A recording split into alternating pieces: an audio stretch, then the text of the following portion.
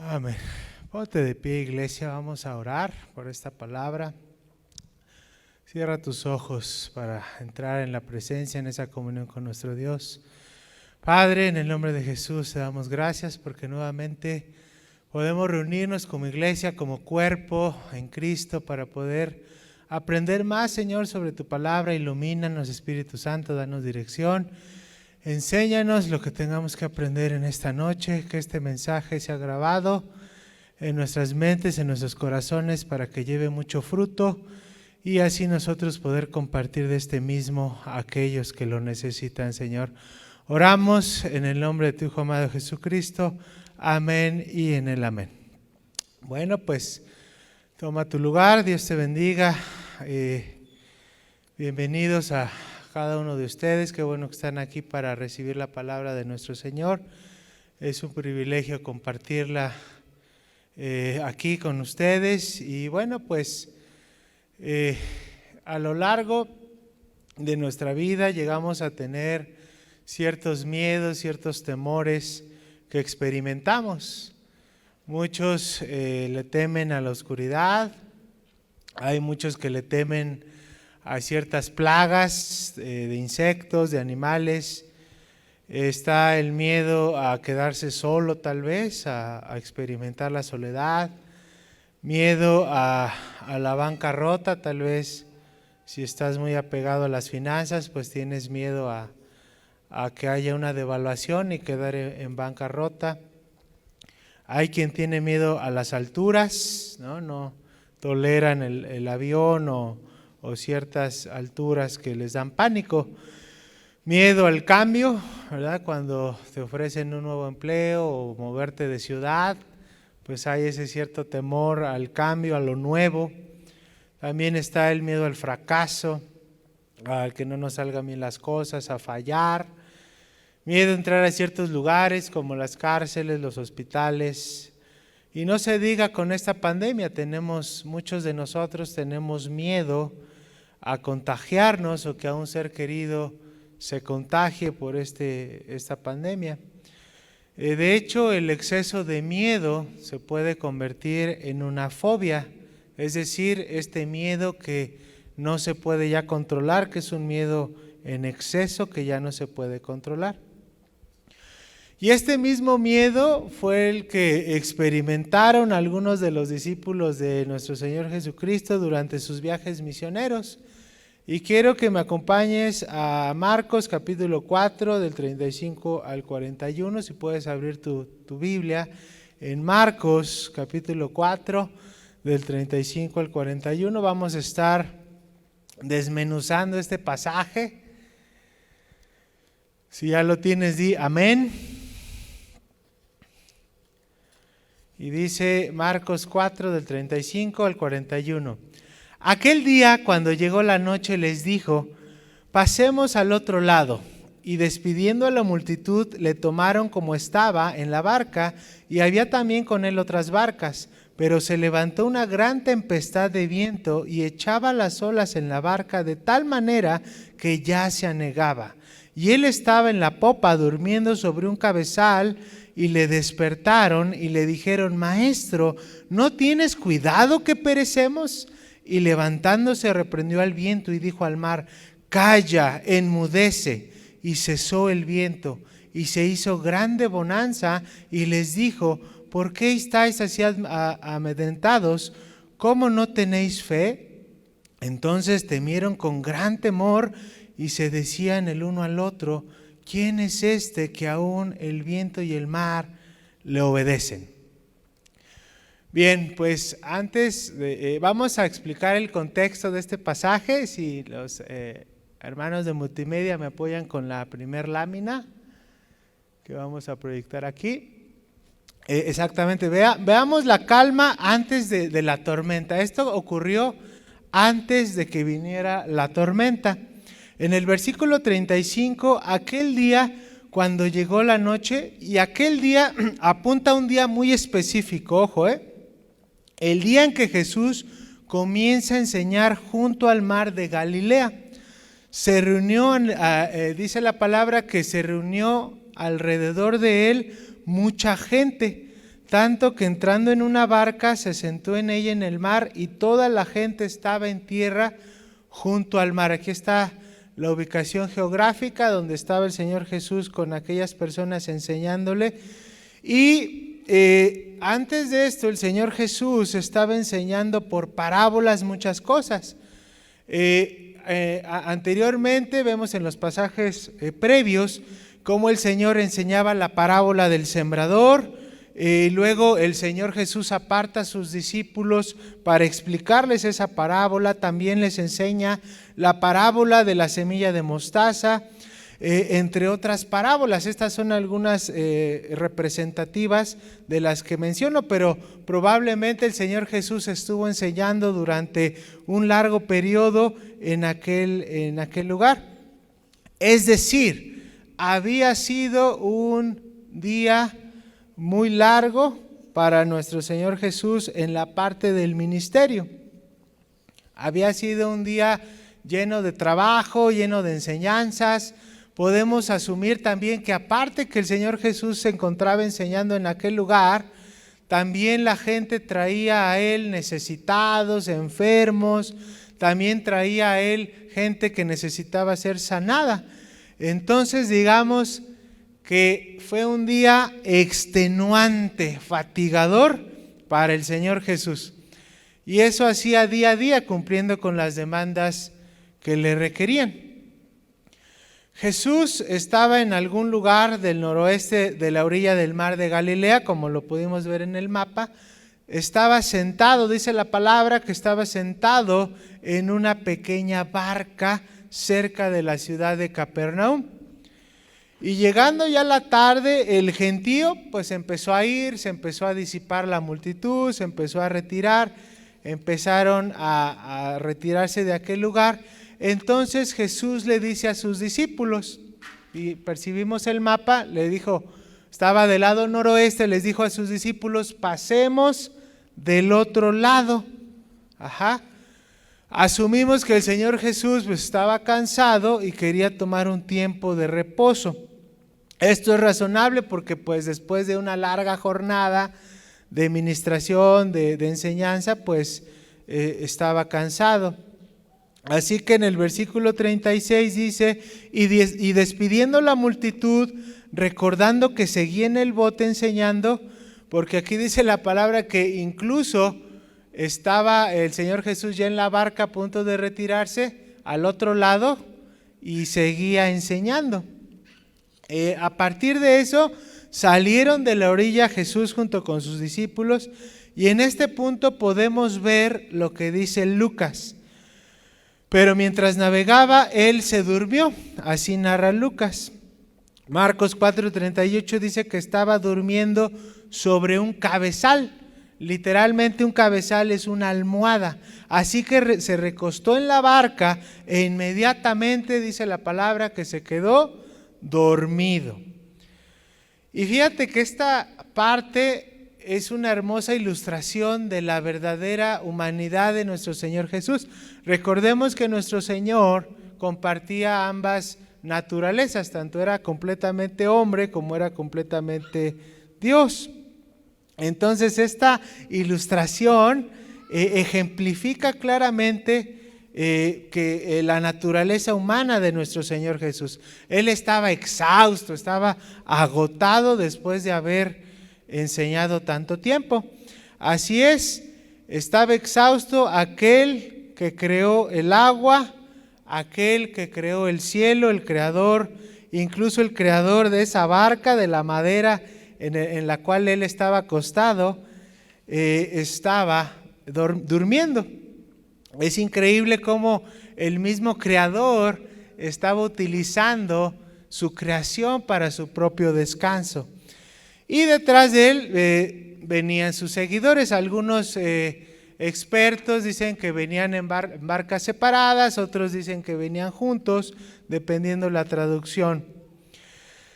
Bueno, pasa esto, ¿no? Y dice la palabra en el verso 37 que la tormenta estalla. Si me apoyan los de multimedia con la siguiente lámina, dice que la tormenta estalló. Dice que se levantó una gran tempestad de viento y que echaba las olas en la barca de tal manera que la barca se estaba anegando. Estamos hablando de un viento verdaderamente grande. Los que viajaban con él eran pues de alrededor, porque empezaban a ver los milagros, las enseñanzas, prodigios de nuestro Señor Jesús, y empezaban a seguirle. Entonces aquella gente local del noroeste de Galilea comenzaba a seguir a Jesús, y ellos estaban familiarizados con las tormentas de este lugar, pero ahora sabían que era una tormenta diferente, era una tormenta que estaba fuera de control.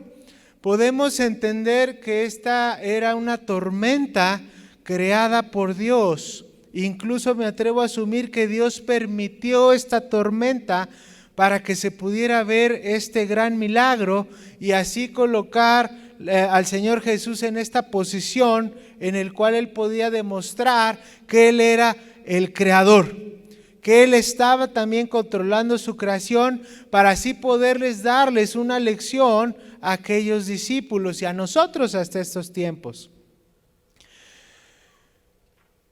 En el versículo 40 los confronta diciéndole: ¿por qué estáis así amedrentados? ¿Cómo no tenéis fe? Posteriormente vamos a analizar este pasaje. El punto es que el Señor quiere enseñar a sus discípulos que pueden confiar en Él, aun estando en las situaciones más amenazadoras. Este evento también es citado en Mateo, se le conoce como seismus megas, que también se traduce como un movimiento de la tierra, es decir, un sismo. Algunos también intérpretes lo ven como fue un sismo que causó un gran impacto en la tierra e hizo que el oleaje se levantara a tal grado que podía hundir a cualquier tipo de nave. Se traduce literalmente como un movimiento brusco en la tierra que produjo un huracán. Según Lucas 8:23 lo describe también como una tempestad. Mateo 8:16 menciona que las olas cubrían la barca y que a pesar de todo esto que estaba pasando, el Señor Jesús seguía durmiendo. O sea, imagínate este escenario. Está en medio del mar de Galilea, recuerden que querían pasar del otro lado, y en medio de este mar de Galilea ocurre este huracán con un oleaje de más de 1,5 metros, 2 metros, y el Señor Jesús seguía dormido. ¿Pueden creerlo? ¿Pueden creer este escenario? Porque es sorprendente cómo a pesar de todas estas señales, el Señor Jesús dormía, estaba tranquilo.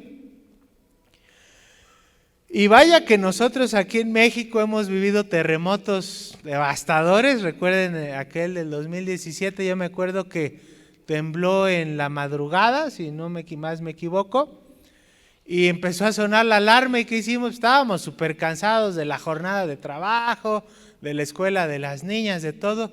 Suena la alarma, ¡pum!, párate, así como estuvieras, y salte o vete a una zona segura.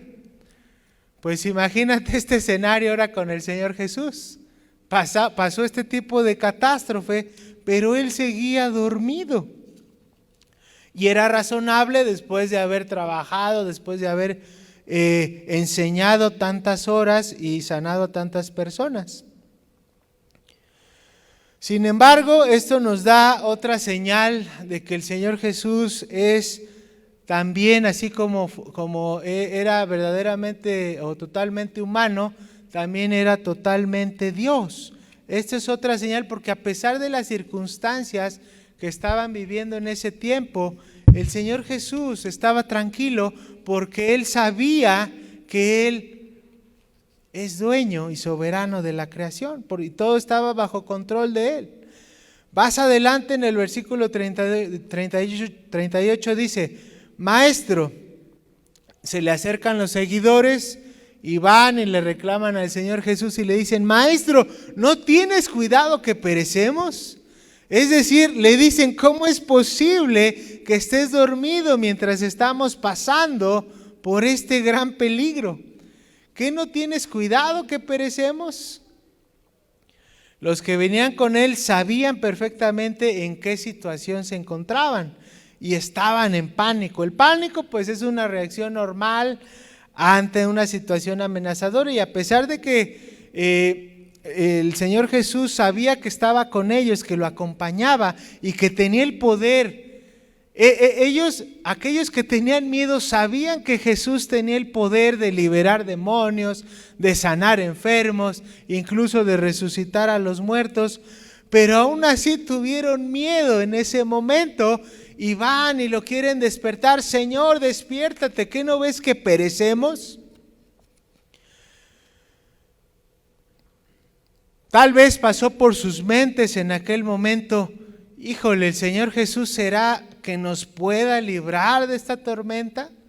¿Será que Él nos pueda salvar de esta amenaza catastrófica que estamos pasando? Y muchas veces, como cristianos, como hijos de Dios, como sus seguidores, así como aquellos seguidores, nos pasa lo mismo. Hemos visto cómo el Señor nos ha sanado, hemos visto cómo el Señor nos ha librado de muchas circunstancias, de peligros, de enfermedades, y en un momento de debilidad podemos nosotros también llegar a cuestionar este tipo de situaciones o tener este tipo de dudas. ¿Será capaz Dios de librarme de esta? Bueno, sí, Dios me libró de la enfermedad, me libró de la pobreza, de la cadena de pecado, pero de repente viene una tormenta a tu vida, viene una situación, y nuestra fe ahí es donde es probada, y nos cuestionamos y decimos: ¿será capaz que Dios me pueda librar de esta? Déjame decirte que era tanto el pánico de aquellos seguidores en la barca que ellos no clamaron a Él como un capitán de marina, o como un carpintero, o como un hombre, sino clamaron a Él con tal desesperación que lo llamaron amo, maestro, Señor. ¿Qué no ves que perecemos? En el griego original, Lucas lo cita como epistates, que es decir, comandante. En el texto original ellos le gritan: comandante, Señor, tú dirígenos, tú guíanos, porque estamos en medio de una tempestad y no sabemos qué hacer. Imagina todas las cosas que pasaron por las mentes de aquellos seguidores, porque en ese momento sintieron miedo. Tal vez moriré, tal vez seré ahogado, tal vez seré tragado por un monstruo marino.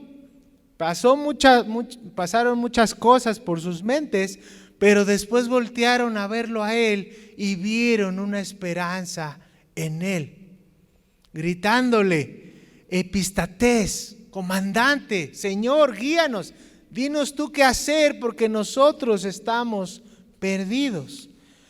Y yo te hago esta pregunta: ¿a dónde más podían voltear los seguidores? No podían voltear entre ellos. ¿Entre ellos qué podían hacer? Nada. Ellos habían sido testigos de los milagros, de los prodigios del Señor Jesús, por eso confiaron en Él. En el versículo 39, si me apoyan con la siguiente lámina, con la número 3, dice: y levantándose, reprendió al viento y dijo al mar: calla y enmudece. Entonces fueron e interrumpieron el sueño de Jesús. Jesús estaba dormido, pero lo interrumpieron porque el Señor escuchó sus clamores desesperados. Se levanta el Señor Jesús, reprende el viento y le dijo al mar: calla y enmudece. Solo con esta voz de autoridad sobre su creación, el viento y las olas se detuvieron instantáneamente. El viento y el agua reconocieron la voz de su Creador. Así como le diría a la muerte que dejara a Lázaro, así como le pasó a esa higuera que la maldijo y se secó, así como convirtió el agua en vino, así como Él caminó sobre las aguas, así con esa voz de autoridad el Señor Jesús dijo: calla enmudece e instantáneamente se detuvo, aquella tempestad. Marcos dice que llegó una perfecta calma. Todo aquel mar de Galilea estaba tan calmado como una balsa. Aquí tenemos una ilustración, como el Señor calmó esta tempestad de una manera increíble, con autoridad y poder. Familia, amigo, el poder sobrenatural de Jesús es tal que con una sola palabra Él pudo detener millones de caballos de fuerza del viento, millones de litros de agua que se detuvieron y se calmaron con una palabra de autoridad. ¿Qué nos está diciendo Marcos con esto? Que estamos viendo aquí al Creador. Esto es el Hijo de Dios vivo. Aquel que probó con su nacimiento, con su victoria sobre Satanás, con sus poderes milagrosos, no solo con eso, sino con su maravilloso control sobre su creación. ¿Qué más señales podemos pedir para creer en Él? Tú que estás aquí o que nos estás viendo por internet, ¿qué más señales necesitas para creer en el Hijo de Dios vivo? ¿Sabes algo? Si lees la Biblia, si lees los milagros, los prodigios que hizo el Señor Jesús, es más difícil no creer en Él que creer en Él. Porque es tan evidente su poder, es tan evidente que su existencia, que es más difícil no creer en Él. Incluso Él mismo puede restaurar la tierra, Él puede hacer que las rosas crezcan en un desierto, Él puede cambiar la naturaleza de modo que el león y el cordero coman juntos, Él puede hacer que la serpiente y el niño jueguen en el mismo lugar, Él puede hacer incluso que esta pandemia desaparezca. Él puede hacer todo porque Él es Dios. Hay muchas teorías sobre esta pandemia. Mucha gente afirma que este virus fue propagado por el orden mundial, por aquellos altos mandos que lo propiciaron para una situación estratégica política. Pero yo me pregunto, aquellas personas que tienen el poder en este mundo de lo más alto, ¿tomarán en cuenta la palabra de Dios? ¿Tomarán en cuenta lo que dice la Biblia? Porque no importa el dominio o el control que ellos tengan sobre esta creación, porque finalmente aquellas personas olvidan que ellos no son los creadores, sino son creación de Dios, pero muchas veces se comportan como tales. Esta lección, iglesia, nos debe ser suficiente para entender y convencernos con quién estamos tratando, con aquel Dios todopoderoso, capaz de todo. Y te quiero hacer otra pregunta. ¿Sabes por qué Jesús permitió de una u otra manera que aquellos seguidores se pusieran en pánico o entraran en pánico? Porque Jesús inmediatamente se pudo haber parado, haber tranquilos, todo está bien. Pero hubo un lapso de tiempo en el cual Él aún dormía y seguía la tempestad. Pero podemos asumir que el Señor Jesús dejó que pasara un tiempo para que aquellos seguidores lo buscaran y su fe fuera probada. Imagínate si tu vida fuera perfecta, sin problemas, sin preocupaciones. ¿En qué momento podrías tú probar tu fe? Si todo va bien en tu vida, tienes dinero, tienes riquezas, tienes salud, tienes gente que te ama. Pero si jamás tuvieras esos problemas o dificultades, ¿en qué momento Dios podría trabajar contigo para probar tu fe?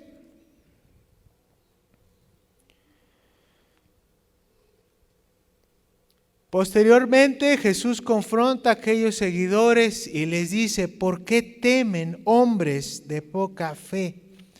Él detiene la tormenta y posteriormente le señala la debilidad de su fe.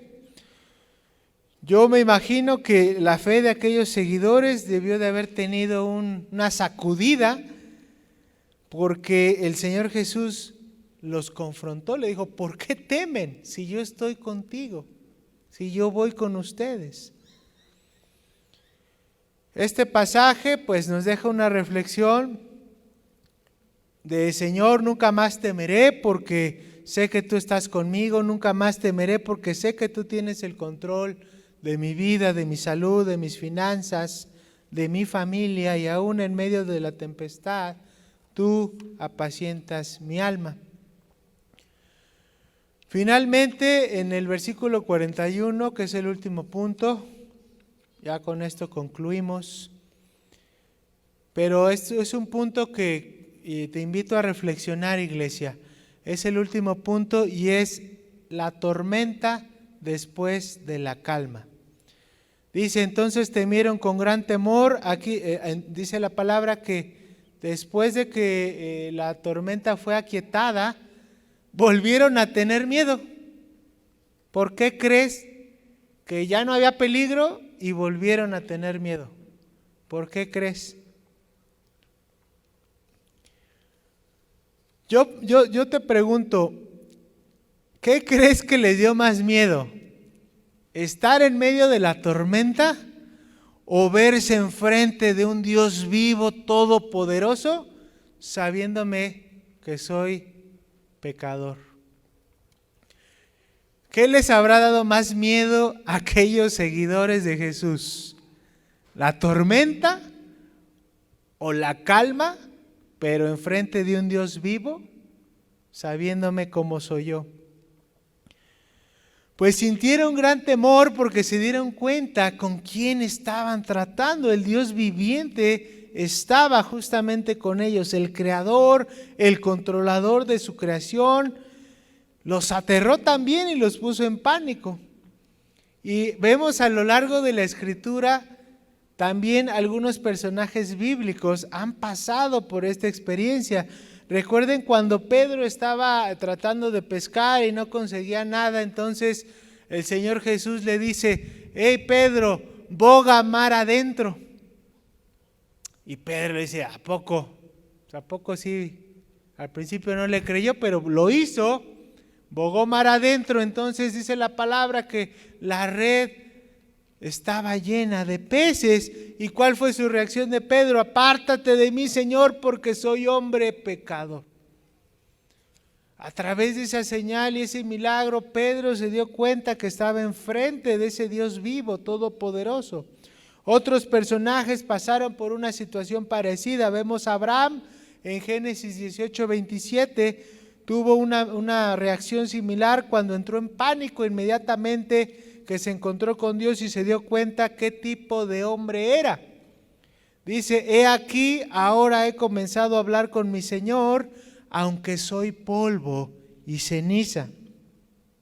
Manoa, el padre de Sansón, llegó a casa y le dijo a su mujer: ciertamente moriremos porque a Dios hemos visto, según Jueces 14:22. Job mismo tuvo la misma experiencia al ser tratado por Dios a través de un proceso largo y al último Dios lo confronta. Él también pasó por ese proceso. Ezequiel, Daniel pasaron por esas visiones viendo el gran poder y la majestuosidad de Dios. Incluso el apóstol Juan, cuando escribe el libro del Apocalipsis, la palabra narra que dice que caí como muerto. Juan dice: caí como muerto al estar delante de la presencia de Dios, cuando se le aparece el ángel de parte de Dios. El estar delante de la presencia de nuestro Señor produce en nuestras vidas también cierto temor, pero no debería ser así, porque debemos presentarnos como siervos aprobados delante de nuestro Señor. Hermano, no hay explicación. Ellos se dieron cuenta que esto era algo sobrenatural acerca de aquel que vino del cielo. Y otros pasajes de los mismos evangelios datan de este mismo poder. Fíjate lo que dice Mateo 14, Jesús camina sobre las aguas y regresa y les dice: hombres de poca fe. Mateo 14:33, después de haber visto esto, dijeron: verdaderamente este es el Hijo de Dios. Dios no solo es nuestro creador, sino también es nuestro protector. Salmo 55:22 dice: echa sobre Jehová tu carga y Él te sustentará. Primera de Pedro 5:7 dice: echando toda vuestra ansiedad sobre Él, porque Él tiene cuidado de nosotros. Dios nos comunica su deidad por medio de su poder, pero también expresa su amor y cuidado por nosotros. No hay evidencia más clara, sino que los mismos seguidores que se preguntaban, al final en el último versículo de Marcos: ¿quién es este que hasta el viento y el mar le obedecen? Hermanos, si en esta noche tú tienes temor, tú tienes miedo de alguna situación, hazte esta misma pregunta: ¿quién es este que me libró de la condenación del pecado? ¿Quién es este Dios que sanó mi enfermedad? ¿Quién es este Dios que liberó a mi familia del pecado?